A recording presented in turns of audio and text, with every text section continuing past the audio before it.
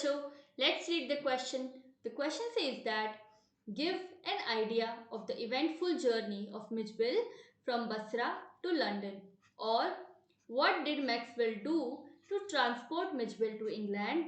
How did Mijbil behave during his flight, or what happened to Midge before the flight to Paris? What commotion did he create in the aircraft? Mijbil को जब बसरा से London ले जाया गया तो उस journey को बताइए। या फिर इस सवाल को हम इस तरह भी समझ सकते हैं कि मैक्सवेल ने क्या किया मिजबिल को इंग्लैंड भेजने के लिए, और मिजबिल ने फ्लाइट में किस तरीके का बर्ताव किया। या फिर सवाल को हम इस तरह भी समझ सकते हैं कि पेरिस वाली जो फ्लाइट थी उससे पहले मिजबिल को क्या हुआ और उसने एयरक्राफ्ट में क्या कमोशन क्रिएट किया, यानी कि क्या हैवोक उसने क्रिएट किया। Let's understand the key concepts. Transporting Mijbil to England. Mijbil को इंग्लैंड भेजना. Transporting Mijbil from Basra to London was really a problem. Mijbil को बसरा से लंदन भेजना एक बहुत बड़ी प्रॉब्लम थी.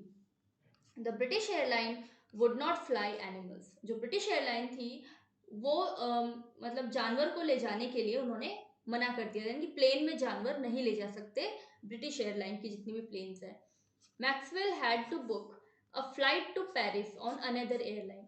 इसलिए फिर मैक्सवेल ने क्या किया, दूसरी एयरलाइन के जरिए पेरिस तक के लिए एक फ्लाइट बुक करी. According to the instructions, Mijbil was put into a box not more than 18 inches square. और उनके इंस्ट्रक्शंस के अकॉर्डिंग मिजबिल को एक डब्बे में रखना था और वो डब्बा 18 इंचेस से ऊपर नहीं होना चाहिए. Luckily, the seat booked for him was at the extreme front.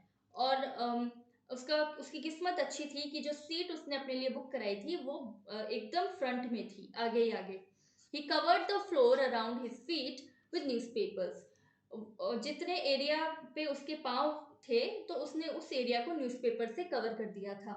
The air hostess was very friendly and cooperative. जो एयर होस्टेस थी वो भी बहुत ज़्यादा फ्रेंडली थी, आराम से बात कर रही थी और कोऑपरेटिव भी थी. She suggested that he should keep his pet on his knee. उसी ने ये सुझाव दिया कि आप अपने पेट को अपने घुटनों पे रख लीजिए. The moment the box was open, Mijbil was out in a flash. जिस पल बॉक्स को खोला गया, मिजबिल अचानक से बिल्कुल एक फ्लैश की तरह, यानी कि कुछ समझ ही नहीं आया, बहुत जल्दी उस डब्बे से बाहर आ गया. He disappeared at high speed down the aircraft. वो बहुत ही स्पीड में उस बॉक्स से नीचे उतर करके एयरक्राफ्ट में वो जंप कर गया, एयरक्राफ्ट में भागने लग गया. There were squawks and shrieks all around. Squawks and shrieks का मतलब क्या होता है, चिल्लाना, चीखना. तो सब चिल्लाने चीखने लग गए. A woman stood up from her seat crying a rat, a rat. एक औरत तो अपनी सीट से खड़ी हो गई और चिल्लाने लग गई कि एक चूहा, एक चूहा. Maxwell saw sorry Maxwell saw Mijbil disappearing beneath the legs of a portly turbaned Indian. Maxwell ने मिजबिल को देखा कि वो कहाँ गायब हो रहा है.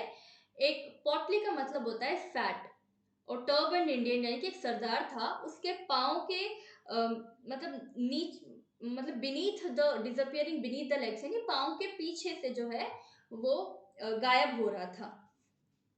The air hostess requested Maxwell to resume his seat. She hoped to find the animal and bring it to him.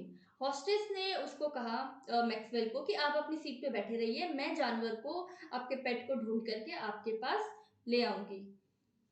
Mijbil bounded onto his knee and began to nuzzle the face and neck of his owner. तो Mijbil क्या है, वो कूद गया अपने ही owner पे, उसके घुटनों पे कूद गया और फिर उसके चेहरे तक पहुंच करके, मैक्सवेल के चेहरे तक पहुंच करके उसको नजल करने लगे. नजल का मतलब क्या होता है, जब आप रब करते हो अपने फेस से किसी दूसरे का फेस या नोज, तो उसे नजल कहते हैं. Hope you understood the question well. Best of luck.